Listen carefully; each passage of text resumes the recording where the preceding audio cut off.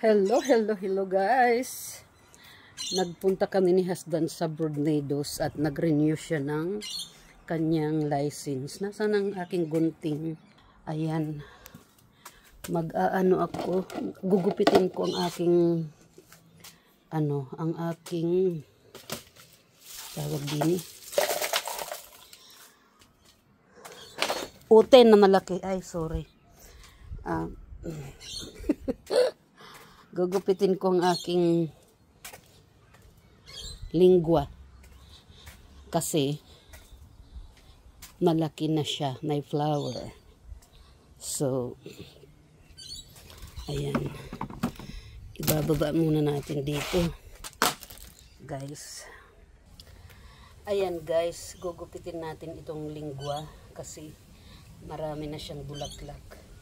At ito ang aking the way how to propagate. I need to cut her down. Yeah. So kailangan ayusin yung pag-cut. Pa-slant. Yan. Yan. Kita nyo? Pa-slant siya kasi ipropagate natin tong mga dito, ganito. Ipapakita ko sa inyo para naman ang pag-propagate nito. 1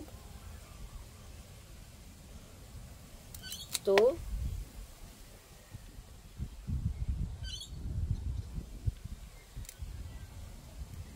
3. Ito naman ating flower base. Yan. So, ito pa.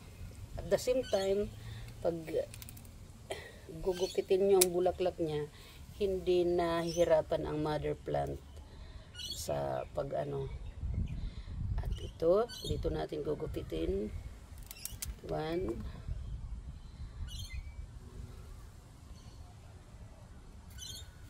2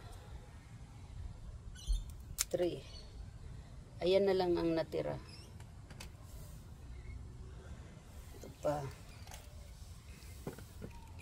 Sige lang. Ayan, itong ating ipropagate.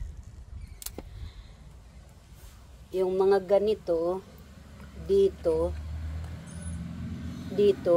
lalabas ang new babies along the leaves.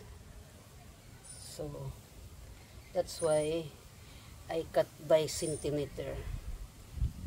Yes, like this. You be careful.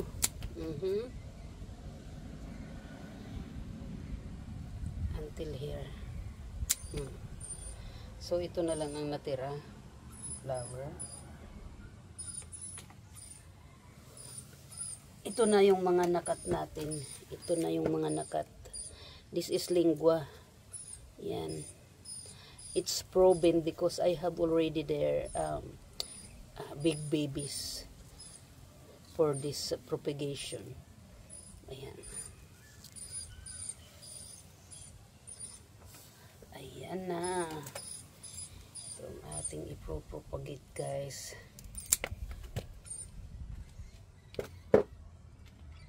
Mga ganito. Ayan. Dahil ito hindi siya basta-basta nag-babies.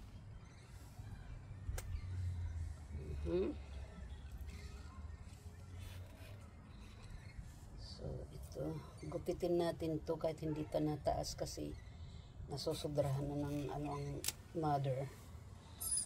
Kaya gugupitin na lang natin siya until here. Ito naman, patutuyuin natin to ng mga like 1 week. They call it, we do kalos. Kalyo, in Tagalog. Pakakalyuhin natin dyan, tutuyuin. So, ganyan.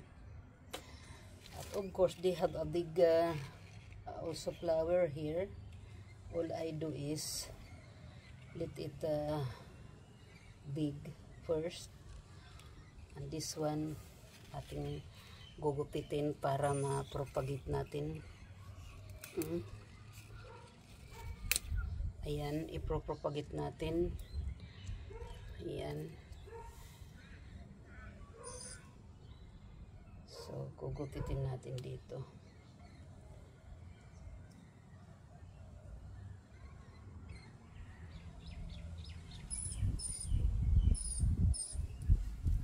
Dito natin gugupitin para ito may tusok natin at saka ito. Ayan, kita nyo. So, we need to dry it at least like 5 days. If it's dry, you put it in the soil, the cutting mix soil. So, yeah. Ayan. So, ayaw ko mahirapan ang mother plant. So, gupit na tayo. Ito, propagation na tayo.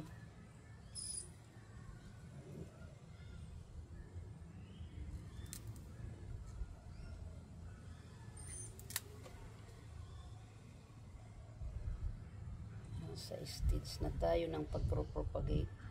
Ito puputulin natin para hindi na siya tumuloy, magbulaklak. Putulin natin like this.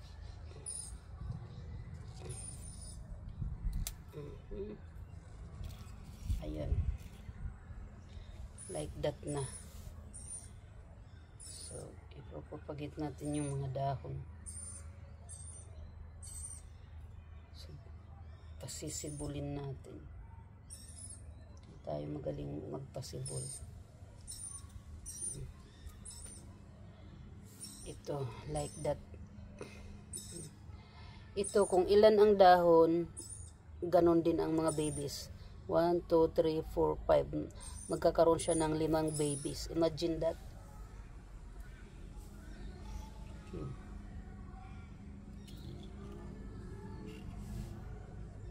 So, ayan ang itsura ni lingwa.